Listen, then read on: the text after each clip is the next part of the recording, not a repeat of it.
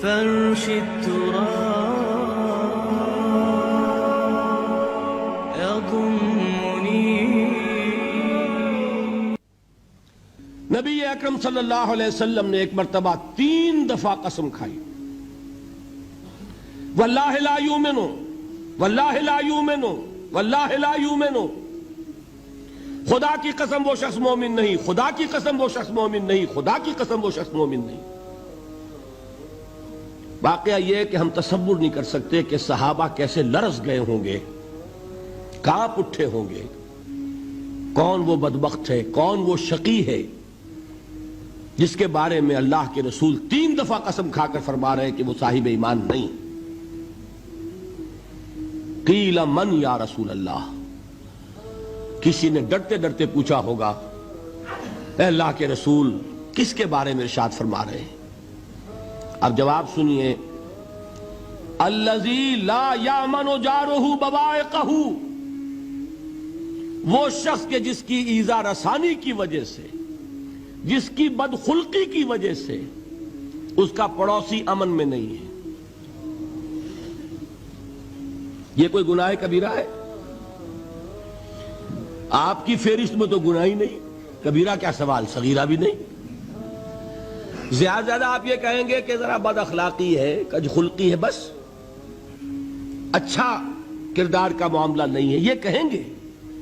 گناہ کی فہرست میں نہیں آئے گی بات. کبیرہ بہت بڑی شے ہے، لیکن اس پر اللہ کے رسول نے 3 دفعہ قسم کھائی. ایمان نہیں ہے، ہرگز نہیں ہے، خدا کی قسم نہیں. اب بتائیے ایمان اور عمل علیحدہ ہو جائیں گے کیا؟ یہ ہے مسئلہ جو امام بخاری کے سر پہ ہے. اور سنیے، فرمایا حضرت انس ابن مالک نے، یہ روایت جو میں نے آپ کو ابھی سنائی ہے یہ کوئی ایسی ویسی روایت نہیں ہے، متفق علیہ ہے، بخاری اور مسلم دونوں میں موجود. اس سے اونچا درجہ روایت کا ہے ہی نہیں. راوی کون؟ ابو ہریرہ رضی اللہ تعالی. ان کی والدہ لے کر حاضر ہو گئیں، یہ بچہ حضور آپ کی خدمت میں رہے گا، آپ کی خدمت کرے گا، آپ کے پاس رہے گا. ٹھیک ہے. وہ حضور کے خادم خاص ہیں، جیسے ذاتی کوئی ہوتا ہے معاملات میں مدد کرنے والا، خدمت کرنے والا، وہ ہیں انس ابن مالک. چونکہ ان کا تعارف ہو گیا ہے رضی اللہ تعالیٰ عنہ، تو ایک بات پہلے اور سنا دوں. جو بچہ اپنے اس بچپن سے لے کر 9 برس کی عمر تھی جب آئے حضور کے پاس، انتقال کے وقت عمر کتنی ہوگی؟ 19 برس. 10 برس حضور کی خدمت میں رہے. پہلے تو حضور کے اخلاق کی جو گواہی وہ دے رہا ہے وہ اس کی زبان سے سنیے کہ میں 10 برس حضور کی خدمت میں رہا، کسی بات پر ڈانٹنا تو کجا. حضور نے کبھی مجھ سے یہ بھی نہیں فرمایا کہ اے انس تم نے وہ کام کیوں نہیں کیا. یہ ہے ایک آقا کی حیثیت سے محمد الرسول اللہ صلی اللہ علیہ وسلم کا اخلاق. اگر نہیں کیا خود کر لیا، کوئی ڈانٹ ڈپٹ نہیں. حالانکہ بچے ہیں، بچوں کو ویسے بھی ڈانٹ ڈپٹ دیا جاتا ہے، لیکن نہیں. اب ان صحابی کی ایک گواہی سنیے. قلما خطبنا رسول اللہ صلی اللہ علیہ وسلم الا قال، فرماتے ہیں کہ شاذ ہی کبھی ایسا ہوا ہوگا کہ حضور نے کبھی خطبہ ارشاد فرمایا ہو اور اس میں یہ الفاظ نہ ہو. الفاظ سمجھ رہے؟ جب بھی خطبہ دیتے تھے آپ یہ الفاظ ضرور فرماتے تھے. شاذ کبھی رہ جائے تو رہ جائے. قلما خطبنا رسول اللہ صلی اللہ علیہ وسلم الا قال، کیا فرمایا؟ لا ایمان لمن لا امانت لہ ولا دین لمن لا عہد لہ. جس شخص میں امانت داری نہیں اس کا کوئی ایمان نہیں، جس میں ایفاء عہد نہیں اس کا کوئی دین نہیں. بنا پھرتا ہو وہ دیندار، بنا پھرتا ہو وہ صاحب ایمان اور امتی حضور کا. امانت داری نہیں تو ایمان نہیں، ایفاء عہد نہیں تو دین. کس کا فرمان ہے؟